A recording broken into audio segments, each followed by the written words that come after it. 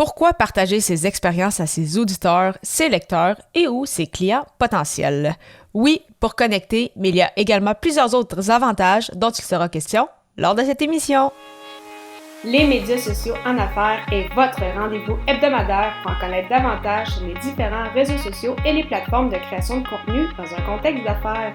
Chaque semaine, je, Amélie Delebel, répondrai à une question thématique qui vous permettra d'appliquer concrètement ces conseils pour votre entreprise. C'est parti! Salut et bienvenue sur les médias sociaux en affaires, épisode 156, alors qu'aujourd'hui je réponds à la question « Pourquoi partager ses expériences ?» Il s'agit du jour 24 du défi créatif J'envoie, où tout au long du mois de janvier, avec d'autres podcasteurs francophones, je publie un épisode par jour tout au long du mois de janvier, avec pour chacun des épisodes soit une contrainte créative ou une thématique. Et aujourd'hui, la thématique est de partager une expérience. Donc, oui, bien évidemment, partager ses expériences par le biais de notre création de contenu, ça nous aide à nous faire connaître, mais surtout, c'est que ça va te permettre de connecter avec ton audience parce que probablement qu'elle a aussi vécu une expérience similaire à la tienne, peu importe le type d'expérience en question. Donc, de cette façon-là, c'est ça, les gens vont connecter parce que vous allez avoir vécu la même chose. Donc, ça permet bien évidemment une connexion plus forte quand on sait que la personne qu'on écoute, la personne avec qui on va faire affaire nous comprend en fait puisqu'on a, c'est ça, des expériences similaires. Et partager son expérience, c'est que ça aide aussi en fait à démontrer à nos clients potentiels quoi ne pas faire comme erreur. Encore une fois, peu importe notre domaine d'expertise, mais si on revient sur une expérience, il faut que ça en tire quand même quelque chose pour tes auditeurs ou tes lecteurs ou peu importe. Et justement, donc, ça leur permet d'avoir une valeur parce qu'ils vont savoir « Ah, OK, bon, mais dans telle situation, si jamais ça m'arrive, cette personne-là m'a dit de faire cela et cela plutôt que cela, puisque quand elle a fait ça, ça n'a pas bien marché, donc je vais avoir au moins des meilleures avenues pour réussir à régler ce problème. Donc, de mon côté, ce que j'avais envie de partager avec toi aujourd'hui, c'est si tu fais des entrevues avec ton podcast, oui, il y a plusieurs choses à s'assurer que tout fonctionne bien au niveau du logiciel que tu vas utiliser pour faire des entrevues. Si tu fais des entrevues à distance, que ton micro, bien évidemment, fonctionne bien, que tu aies une connexion Internet. Même chose pour tes invités, mais jusqu'à présent, j'ai quand même été très, très chanceuse, donc on va toucher du bois, mais je n'ai jamais eu de soucis à ce niveau-là. Cependant, j'utilise de mon côté l'outil Calendly pour planifier mes rendez-vous. Donc, en fait, Calendly, pour ceux qui ne l'utilisent pas, c'est une plateforme payante, mais qui a aussi une version gratuite. Et cette version gratuite-là, en fait, c'est que ça te permet de décider, toi, tes plages horaires où tu es disponible.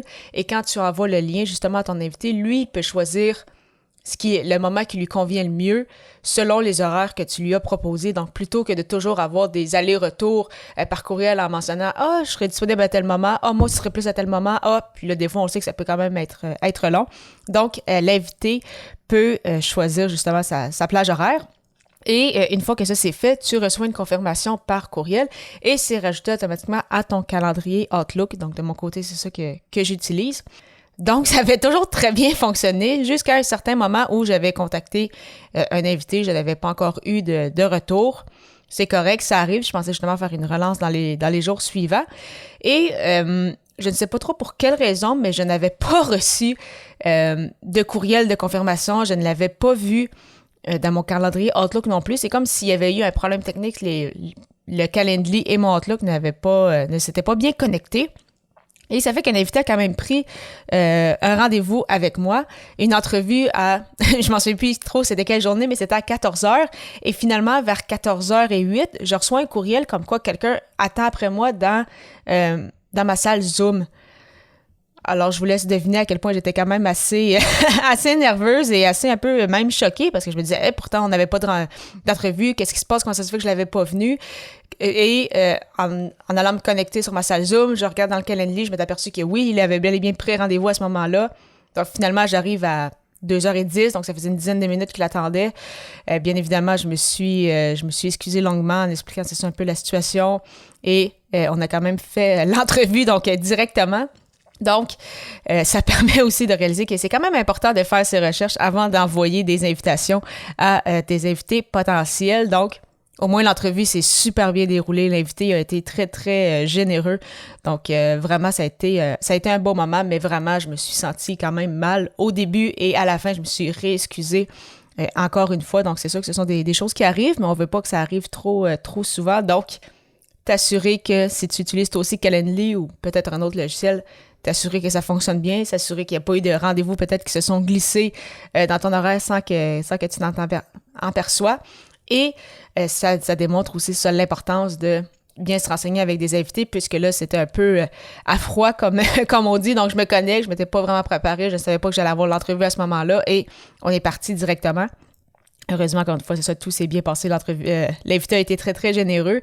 Mais c'est ça, c'est arrivé une seule fois et je suis contente que ça ne se soit pas reproduit. Donc maintenant, je fais beaucoup plus attention par rapport à tout cela. Et si jamais ça n'était peut-être pas arrivé, mais au moins je l'ai dit comme ça, tu vas t'assurer que ça ne t'arrive pas non plus.